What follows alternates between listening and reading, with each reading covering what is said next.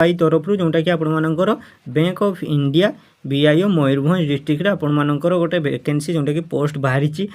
तो केतोटी पोस्ट रोचे आउ कौन कौन आपर क्वालिफिकेशन लगे आउ कौन डॉक्यूमेंट लगे केमिति अप्लाई रा विषय वीडियो मुझे डिटेल्स रे जनईसी। तो वीडियो को आपण मैंने प्रथम रु शेष पर्यंत स्टेप बाय स्टेप देखूँ एवं आम चैनल को प्रथम थर पर आसते तो चैनल को सब्सक्राइब करी बेल नोटिफिकेशन को दबाई रखुँ जमी नुआ नुआ इंटरेस्टिंग वीडियो आपण पाखक आगे पहुँची पारे। देखा जोटा कि आपर रोचे जोटा कि we will find the complete information about जोटा कि बीआईओ बैंक ऑफ इंडिया आपर मयूरभंज डिस्ट्रिक्ट रिक्वायरमेंट 2024 आसी जोटा डिटेल्स लाइक इम्प्रूव डेट जोटा कि जॉब्र सैलरी एवं लोकेशन सैलरी एलिजिबिलिटी सर्कल एवं एज रिक्वायरमेंट सबू आम डिटेल्स रे देखा जोटा कि आपर पब्लिश होता केबे ना पोस्ट डेट थिला आपर केते थिला ना 13/9/2024 13/9/2024 रे आपर पोस्टर डेट टी थिला बाहरी थिला। तो पोस्टर स्टार्ट हो जाइए तो आपर नेम ऑफ ऑर्गेनाइजेशन कौन अच्छी ना आपर name of organisation Bank of India BOI जोटा कि ओडिशा मयूरभंज आपर रोचे पोस्टिंग। तो आपर जेंडर जोटा कि उभय महिला एवं पुरुष एप्लाई करें कौन सी जोटा कि जेंडर ये ना जोटा कि आपण मैंने उभय पुओ एवं झील एप्लाई करें। पोस्टर नेम कौन रोचे ना पोस्टर नेम रपर अटेंडेंट पिओन जोटा कि आपर पोस्टर नेम टी रोचे। टोटाल पोस्ट नोट सिलेक्टेड जोटा कि रोचे आपर फिक्स ना आप समस्ते एप्लाई करें। तापर नेक्स्ट देखा जोटा कि आपर एप्लाई स्टार्ट डेट जोटा कि ऑलरेडी स्टार्ट हो जाइए। तो आपने स्टार्ट आपने एप्लाई करेंगे। तो आपड़ी मयूरभंज डिस्ट्रिक्ट वीडियोटी देखुंत तो आपण जाई एप्लाई करें जॉब्र वैकेंसी पाइपर। तो एप्लिकेशन लास्ट डेट केबे रोची ना एप्लिकेशन लास्ट डेट आपर 21/9/2024 रोची। तो 21 तारीख आपर लास्ट डेट अच्छी तो जाइए आपने एप्लाई करेंगे जोटा कि एप्लिकेशन एप्लाई मोड आपर कौन रोची ना ऑफलाइन मोड आपर एप्लाई ऑनलाइन एप्लाई करेंगे ना आपने सेठी जाई बैंक रे एप्लाई करेंगे।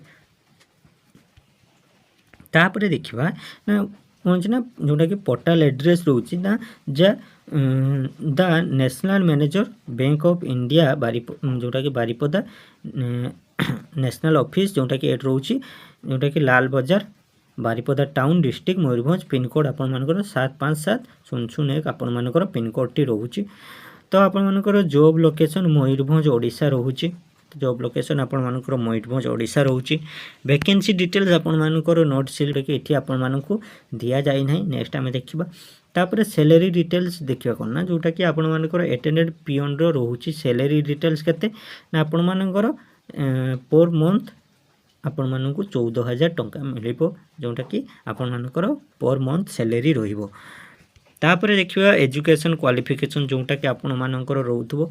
तो आपण माने एप्लाई जोटा कि करिवे जोटा कि ग्रेजुएशन किसी दरकार नहीं आपण मानकर 10th पास हेले आपण माने एप्लाई करि पारे जोटी एठी दिया जे a candidate must have a complete 10+ examination जो आपण माने 10 क्लास एग्जाम देइथिबा दरकार এবং सर्टिफिकेट रहिथिबा दरकार आपण माने एप्लाई करी कि पाई परिबे मंथली 14,000 टंका पाई परिबे।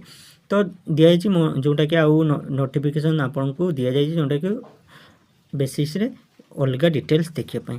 तापर देखिए आम ना एज लिमिट पूरा आसा जोटा कि दिखाई 1/9/2024 भर बिलो करूँ जोटा कि आपर एज रे जोटा कि मिनिमम एज दिखाई ना के 18 इयर्स जोटा कि आपण 18 वर्ष रु जोटा कि 63 वर्ष पर्यंत एप्लाई करें जोटा कि मिनिमम 18 दिखाई मैक्सिमम आपण दिखाई 63 इयर्स।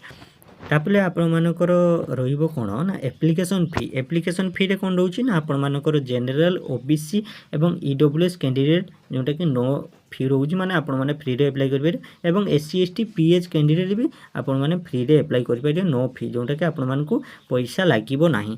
तापर नेक्स्ट देखिबा ना सिलेक्शन प्रोसेस रे आपण मानकर कौन हम ना आपण मानकू दीटा आपण मानकू फेस जोटा कि करा जिवो जोटा कि आपण मानकू